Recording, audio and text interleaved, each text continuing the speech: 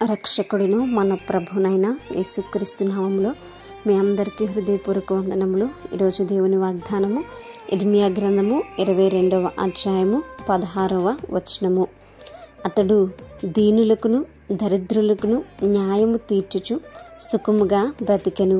అలాగును చేయుటే నన్ను తెలుసుకున్నట్టు కదా, ఇదే యెహోవా వాక్కు. హల్లెలూయా.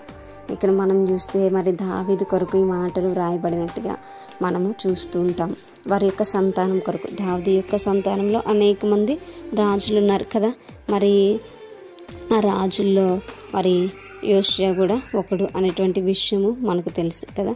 మరి మనము ఈ లోకంలో జీవించుచున్నప్పుడు ఎలా జీవించాలంటే, రాజు మనల్ని గొప్పగా నియమించినప్పుడు మనము దానిని కాపాడుకునేటువంటి వారము ఉండాలి. యోషియా రాజు మరి దేవునికి లోబడినటువంటి వాడిగా మనకి కనిపిస్తుంటాడు. దావీదు ఏ విధంగా అయితే నీతిని న్యాయంను అనుసరించాడో, మరి దేవుని ఎరిగినటువంటి వారు, దేవుని తెలుసుకున్నటువంటి వారు ఆ విధముగా జీవించాలి అనేటువంటి విషయం ఇక్కడ దేవుడు మనకి తెలియచేస్తున్నారు. మరి దీనులను దరిద్రులకు న్యాయములు తీర్చేటువంటి వారముగా మనం ఉండాలి. ఈరోజు అధికారులను మనం చూస్తూ ఉంటే మరి దీనుల పక్షాన ఎవరు కూడా ఉండడం లేదు కదండి. మరి దరిద్రుల పక్షాన ఎవరు కూడా ఉండడం లేదు. న్యాయం చేయవలసినటువంటి వారికి అన్యాయము చేస్తున్నారు. ఈరోజు అనేక మంది క్రైస్తవుల్ని చంపుతున్నారు. మరి శాంతితో మనం పోరాడుతూ ఉన్నప్పటికీ కూడా మన పక్షాన ఎవరు కూడా ఉండడం లేదు. ఏ అధికారి కూడా మన పక్షాన మరి న్యాయము తీర్చలేనిటువంటి వాడుగా ఉంటున్నారు. మనము మరి ఎంతగా మరి మౌనం దాల్చినప్పటికీ కూడా మరి ఎంతగా మరి మనల్ని మనం తగ్గించుకుని దేవుని నామాన్ని ప్రకటిస్తున్నప్పటికీ కూడా ఈరోజు మనకి ఎవరు కూడా సహాయం చేసేటువంటి వారు లేరు.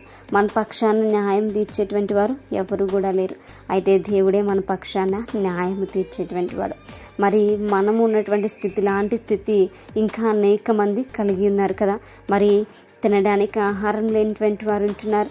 మరి బ్రతుకు చెడిపోయినటువంటి వారు ఉంటున్నారు. మరి ధనము లేక మరి జీవిస్తున్నటువంటి వారు ఉంటున్నారు. అలాంటి దీనులకు దరిద్రులకు కూడా న్యాయమును తీర్చేటువంటి వారుగా అధికారులు ఉండాలి అనేటువంటి సత్యాన్ని దేవుడికి తెలియచేస్తున్నారు.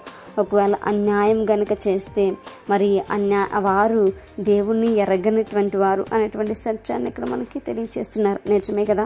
దేవుణ్ణి ఎరిగినటువంటి వారమైతే దేవుడు మరి చేయమనేటువంటి క్రియలు మనం చేస్తూ ఉంటాం. ఆయన దీనులను దరిద్రులను ఆదుకోమని చెప్పారు కదా. ఆయన లేనిటువంటి వాడికి సహాయం చేయమని చెప్పాడు కదా.